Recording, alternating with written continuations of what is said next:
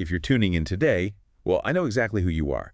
You're someone who loves gaining knowledge quickly, thoroughly, and, without feeling totally overwhelmed by a textbook. Right, just getting straight to the core of the ideas. Exactly. And today we are going on a really fascinating deep dive. We are exploring a radical text from 2011, translated from a writer named Shuofeng. Yeah, the title itself is pretty striking. It's called Selfishness is the Stumbling Block to Heaven. It really is. And the core premise of this text is just breathtaking in its simplicity. It argues that literally every single negative human emotion, from, everyday anxiety to deep-seated hatred, has one single root cause. Just one. Yeah, one eradicable cause. Yeah. And that cause is selfishness. Now, I want to make something super clear right up front. Oh, yeah, definitely a good idea. Our goal today is absolutely not to endorse this philosophy.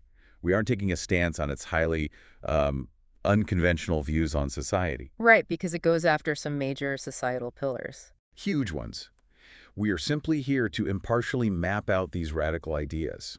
It's an intellectual exercise to see the world through a totally alien lens. What's fascinating here is that this text isn't just some philosophical critique. It's not just a guy complaining about human nature. Right. It's actually a literal blueprint for a completely different way of living. It diagnoses the illness and then prescribes a highly specific structural cure. So to understand that cure, we really have to start with the diagnosis, right? Mm-hmm. The author begins by just looking at the human condition. Yeah, he lists this absolute litany of negative emotions. It reads like a checklist of modern misery. Totally. He points out worry, anger, jealousy, constant complaining. And he claims that heaven is peaceful for one very simple reason. Because it's completely devoid of selfishness. Right. And then he starts hitting the reader with these rapid-fire, almost accusatory questions. It's super intense. He's like, why get angry? Because you are selfish. Why commit bribery? Because you are selfish. And he just keeps going, why are you isolated?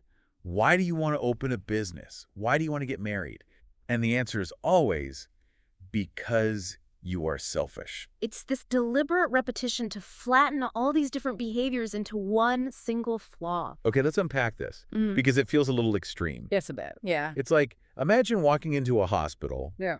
And one guy has a broken leg, another has a migraine, someone else has a rash. Mm-hmm.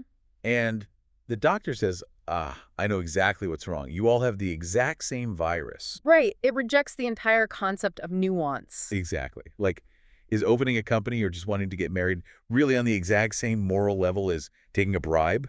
Well, to understand the author's uncompromising view here, you have to look at how he defines personal gain. Okay, how does he define it? Basically, any desire for personal status or especially exclusive possession inherently breeds conflict. Because you're drawing a line in the sand. Yes. Think about marriage. You are claiming exclusive ownership over another person's affection and time. You draw a circle around the two of you and say, this is mine. And once you draw that circle, I guess you have to defend it. Exactly. You become anxious about losing what's inside. You get jealous of what's inside other people's circles. That defensive posture is the root of the misery. Wow. Okay, so it's a giant zero-sum game to him. Yeah. If you have a personal stake in anything, you are open to suffering. Right. If you don't own a car, you can't stress about it getting scratched. That makes a weird sort of logical sense. But, if selfishness is the root of all misery, and humanity has kind of known this for a long time, why haven't we fixed it? Well, the text actually addresses that. It brings up these major historical heavyweights. Jesus, Sakyamuni, which is the Buddha, Lao Tzu. Right. They all essentially taught selflessness, didn't they? They did. But the text argues they completely failed to cure it on a societal level. Wait, failed? Why does he say they failed? Because their teachings lacked what he calls a corresponding program. A corresponding program. Yeah. Like an environment. Exactly. Without the right socioeconomic environment, true selflessness is just structurally impossible. It doesn't matter how much you meditate. So you can't run new software on obsolete hardware. It'll just crash. Perfect way to put it, yes. And this brings us to the biggest target in the whole text, the ultimate trap of this old program. Yeah, this is where it gets highly controversial. He goes straight after traditional marriage and family structures. He claims they actually force people to be selfish. He says a selfless person physically cannot survive in a traditional family unit. So what does this all mean? Hmm. The author is basically saying that trying to be selfless in a traditional family is like trying to teach a shark to be a vegetarian. Right. While it's swimming in an ocean made of bacon, like the environment makes it impossible. You have to eat the bacon. You do have to eat the bacon to survive in that ocean. But I struggle with this.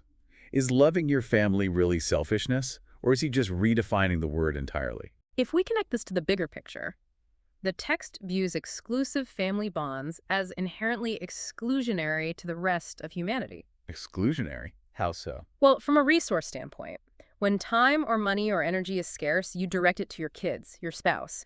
You prioritize them over strangers. Sure, any parent would jump in front of a train for their kid. We call that noble. Society definitely celebrates it. But to the author, protecting what is yours means you are structurally required to keep resources away from others. Oh, I see. So if you spend like $5,000 on a family vacation, that's love in our society. But the text says that money could have saved lives globally. So the family institution forces you to prioritize a tiny fraction of humanity over everyone else. And to him, that prioritization is the definition of selfishness.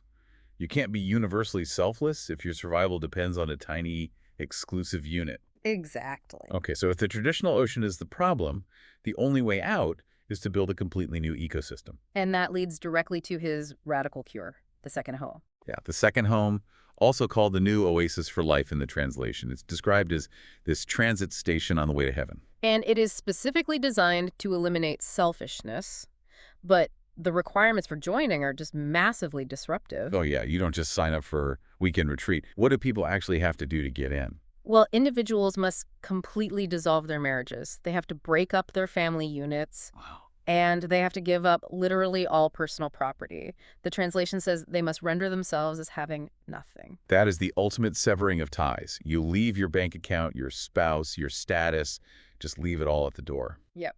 And in exchange, you enter a system the text calls paradise management. Paradise management. Yeah. Okay, so how does a society run with no property and no families? Well, there's no power to chase, no fame, no wealth. Nobody attaches to anyone, so there are zero special relationships. And by removing special relationships, you destroy those inner circles we talked about. No boundaries to defend. Right. You aren't hoarding resources for your kid, and you aren't getting jealous over a spouse. But practically speaking, how do you eat? How are basic needs taken care of? In paradise management, survival needs are completely taken care of by the collective. Yeah. Food, shelter, clothes, transportation, it's all managed. Even the big existential fears, right? Like aging and severe illness. Yes. It's all handled by pooled resources. So if you never have to hoard food for winter or save up for a medical emergency in your old age. Then the defensive instinct just evaporates. The biological need to be selfish is gone. Exactly. The fertile soil for selfishness is removed. Okay, so you don't have to worry about surviving. You can't build a career. You don't have a family to raise. What do you actually do all day? It's quite a shift. The text outlines approved activities. People focus on self-cultivation. Okay, spiritual growth kind of stuff. Yeah.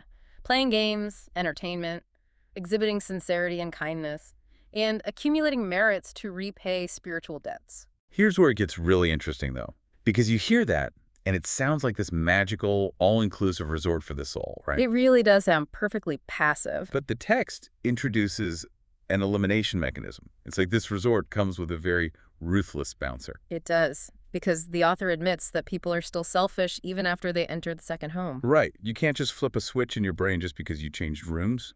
No, the old habits from the traditional lifestyle are too ingrained. So if you are too slow to adapt and you hold on to your selfishness, You get kicked out. you get eliminated. Either you leave because you can't handle it, or the new life program removes you. So they admit that changing the environment is only step one. This raises an important question about human nature. It proves you still have to do continuous cultivation of your soul garden, as the text calls it. So creating the perfect system is useless if the people inside aren't willing to rigorously police their own impulses. Right.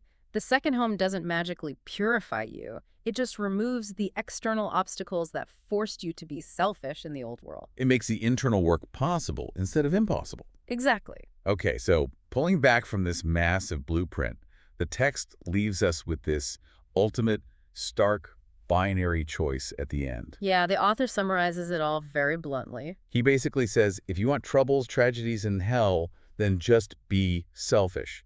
The Tao will grant your wish. The Tao being the underlying operational logic of the universe, like Yeah. cause and effect. Right. Project selfish energy, get friction and destruction back. But if you want a great life in heaven, be selfless.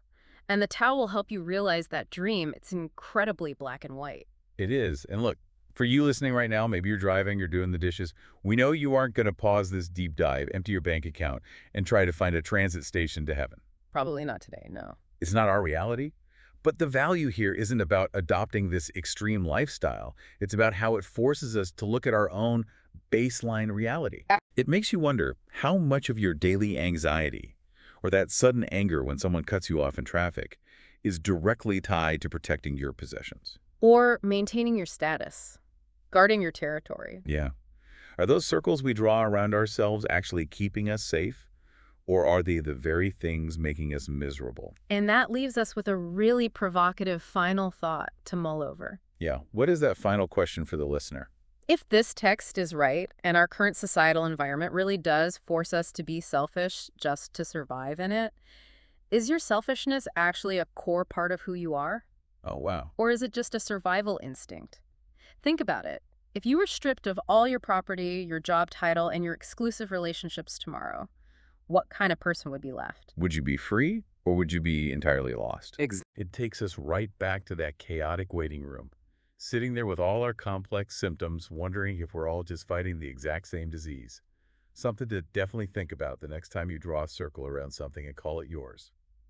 Thanks for joining us on this deep dive. See you next time.